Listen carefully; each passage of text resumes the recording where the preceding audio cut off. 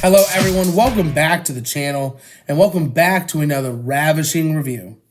Today we are taking a look at Sting versus Seth Rollins from WWE Night of Champions 2015.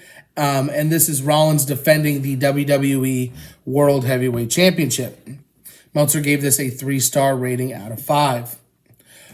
As we all know, probably the most infamous Money in the Bank cash-in of all time. Maybe only the second place is Dolph Ziggler cashing in on Alberto Del Rio.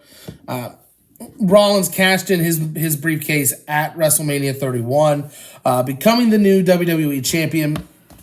At SummerSlam in his match with John Cena, Jon Stewart, yes, Jon Stewart, the journalist, hit Cena with a chair to help Rollins win the United States Championship. Triple H now calling Seth Rollins the man, leading to a bronze statue of him being made. He says, with this statue, I become immortal, which either is a reference to Hulk Hogan or Sting, which at the time, who knows? Under the curtain, it's Sting. Sting would later push the statue into the back of a trash truck, compacting it. Cena comes out, says that the authority says all the championships are to be defended at Night of Champions.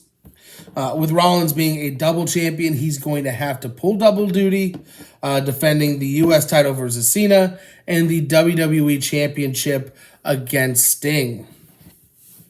Little did we know, in the lead to this event, Rollins would go back-to-back to end the show, first with Cena and then main eventing with Sting. Fun fact, because they showed the video package for the last two matches before the semi-main event. So I had to watch that and then lead into the main event to get this done. But fun fact, the ring announcer for the Rollins-Cena match is Eden Styles, also known as current-day Brandy Rhodes. Who would have known? In Rollins' match against Cena, Cena would hit an attitude adjustment to reclaim the United States Championship. As Cena's celebrating, Rollins tries to take his WWE title and walk away, but Cena hits an attitude adjustment on him at ringside, throws him back into the ring. Very prolonged here. He's back in the ring, almost dead for a little while. Sting comes out, throws his jacket at Rollins, who has not even begun to pick himself up. And then once he does, Sting hits a Stinger Splash, and there's the bell. Sting going for the Scorpion Deathlock right away, but Rollins gets to the ropes. Sting goes for a Scorpion Death Drop, but Rollins gets free, but then is launched over the top to the outside. Huge spot there, massive. Back in the ring, Rollins gains the upper hand. Rollins is clotheslined back to the outside, and even though he grabs a TV monitor, Sting is on top of it. He's got momentum once again. Back in the ring, Sting Irish whipping Rollins from ring post to ring post. Back outside. Ugh. Both men on the English announce table. Rollins shoves Sting through the Spanish announce table.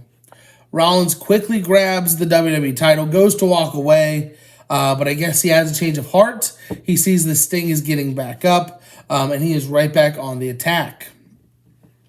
In the ring, Rollins hits a sling blade and then a Falcon Arrow, both for a near fall. Sting briefly fighting back until Rollins gets him up for a buckle bomb. No, not yet. This is not this buckle bomb. Rollins going for pedigree. Sting blocks it. Rollins going for springboard. Nothing. Sting throws him way off the ropes. Hits the barricade. Pretty gnarly spot there. Sting hitting some Stinger Splashes. Then clotheslines him to the outside. Sting to the top, hits a crossbody onto the floor. Sting just pulling out all the stops in this one. Back in the ring, Sting is going for the 10 punches in the corner. Rollins hits yet another buckle bomb, and yes, this is the one that puts a temporary halt to Sting's in-ring career.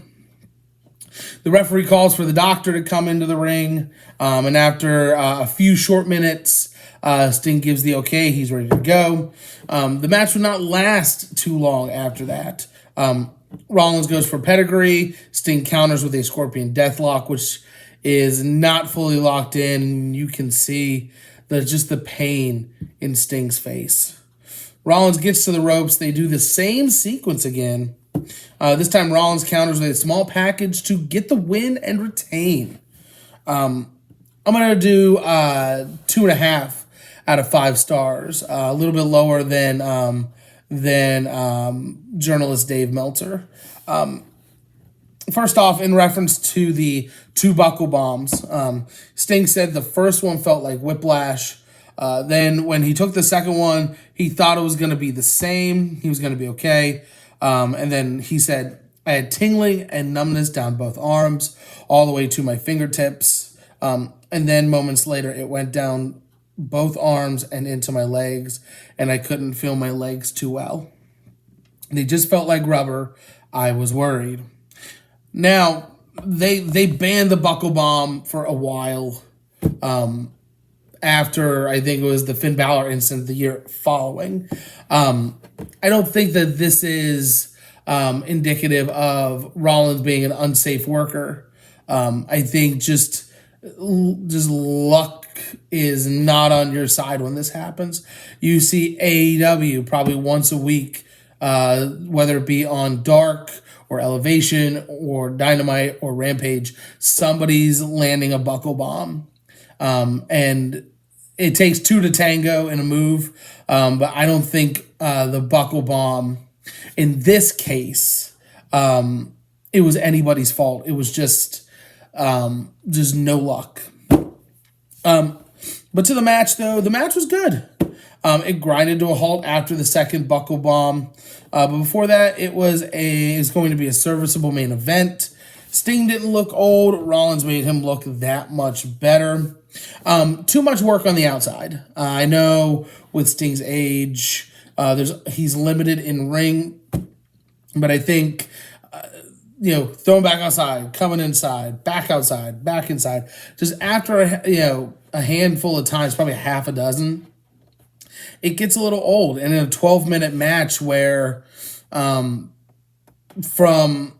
the second buckle bomb to the end of the match, it was probably about a fourth of the match with the doctor and all that.